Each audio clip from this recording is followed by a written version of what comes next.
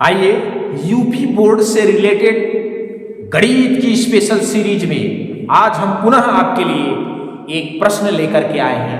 तो आइए देखते हैं।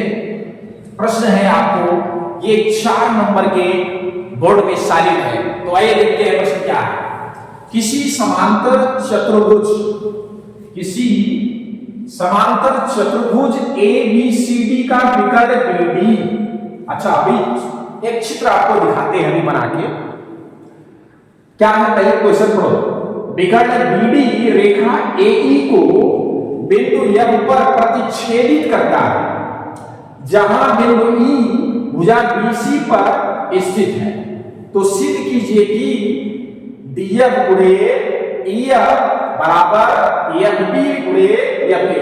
तो आइए सबसे पहले समांतर चतुर्भुज ABCD बना लेते हैं। ठीक है, चलिए देखते हैं। ये आपकी हो गई समांतर चतुर्भुज। क्या हो गई? समांतर चतुर्भुज। और इसका नाम हमने रखा है ABCD। समांतर चतुर्भुज ABCD का विकर्ण BD। चलिए विकर्ण BD को मिला देते हैं, विकर्ण तैयार कर लेते हैं। विकर्ण BD रेखा AE, एक रेखा खींच लेना है AE के रूप में जो बिंदु F पर प्रतिच्छेदित करे। चलिए यहां से AC को ना खींचिए, AC को मत मिलाइए, इसको बल्कि इसी के हल्का नीचे रख दीजिए और इसका नाम रख दीजिए AE। अब क्या कर रहा है? जो बिंदु F पर प्रतिच्छेद कर रहे हैं इसका नाम रख दीजिए, यहां पे काटा है तो इसका नाम रख दीजिए F। जहां बिंदु E जो है वो भुजा BC पर स्थित है, BC पे स्थित होगा। आप तो इधर भी दिखा सकते थे, आप करते, लेकिन BC पर स्थित है इसलिए इस पे काटा गया है। ठीक है, अब आपको सिद्ध क्या करना है? DF देख सकते हो, DF गुणे EF बराबर देख सकते हो FB गुणे क्या FA। तो चलिए अब हम चलते हैं उपपत्ति की तरफ। किसकी तरफ? उपपत्ति की तरफ। उपपत्ति डालिए और बताइए क्या। आप देखिए ध्यान से, त्रिभुज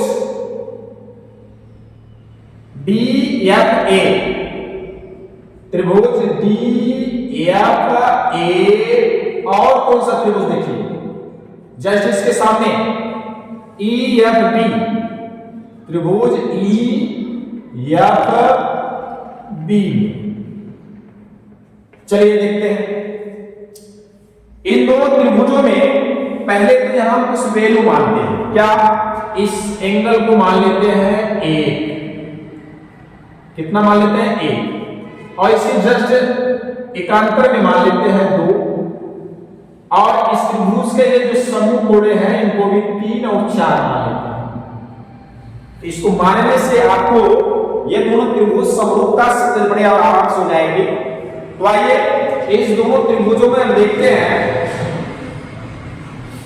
तो आप देख सकते हैं जो 1 और 2 है, अगर इन दोनों को एक समांतर रेखा मानेंगे क्या? चतुर्भुज की है, एक है तो समांतर तो है ही।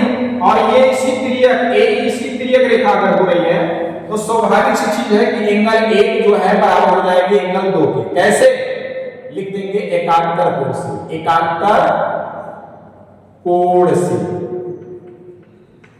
ठीक है, और एंगल 3 और 4 जी बराबर हो गए एंगल 3 बराबर हो गया एंगल 4 के। क्यों?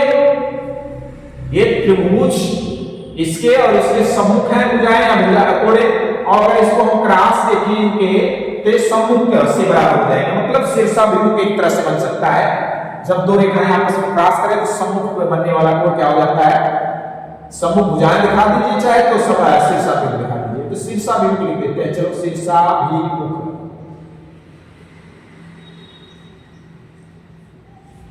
कोण से। अच्छा, ये एंगल और ये जो समांतर आप देख सकते हैं साइड AD और BC या BE, इससे ये त्रिभुज जो है कौन? DFA समरूप हो गई किसके? त्रिभुज EFB हो गई। अब जब ये त्रिभुज आपस में क्या हो गए? त्रिभुज समरूप हो गए, तो थेल्स के प्रमेयानुसार यानी समानुपातिक प्रमेय के आधार पर हम इनकी भुजाओं का अनुपात भी बराबर करके दिखा देते हैं। तो लिख सकते हैं इसलिए या तब कुछ भी डाल दिए, क्या? BF बटा BF बराबर है AE बटा EF हो गया। इसी समरूप है तो एथेंस प्रमेयानुसार इनकी अनुपातिक भुजाएं आपस में बराबर हो जाती है समानुपातिक प्रमेय से। अब हमें क्या करना है? इतना तो तैयार हो गया, बस आपको करना क्या है? इसको हमें क्रॉस मल्टी कर लेना है। क्या कर लेना है?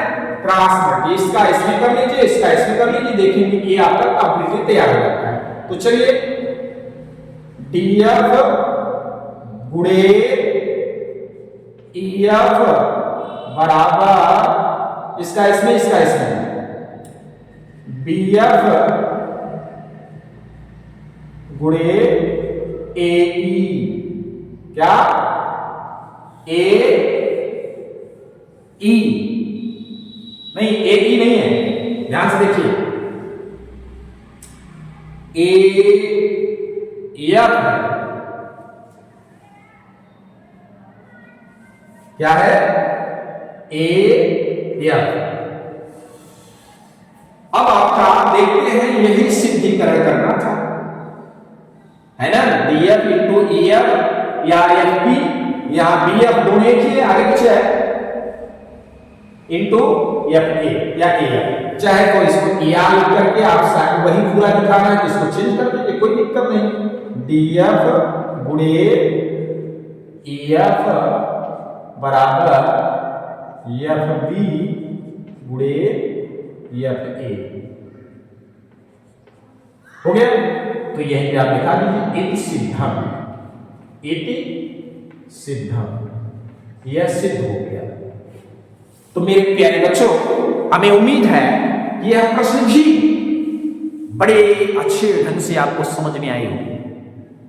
एक बार थेल्स प्रमेय आप समझ लीजिए, उसके बाद सारे समानुपातिक प्रमेय अर्थात थेल्स के प्रमेय से संबंधित सवाल आपके लिए एकदम आसान हो जाएगा। तो चलिए, हमें उम्मीद है यह प्रश्न आपको बहुत अच्छे तरीके से समझ में आई होगी। तो इस वीडियो को लाइक, शेयर और सब्सक्राइब जरूर करें, ताकि आपके साथ साथ अन्य बच्चे जो बोर्ड की तैयारी कर रहे हैं उनका भी उत्थान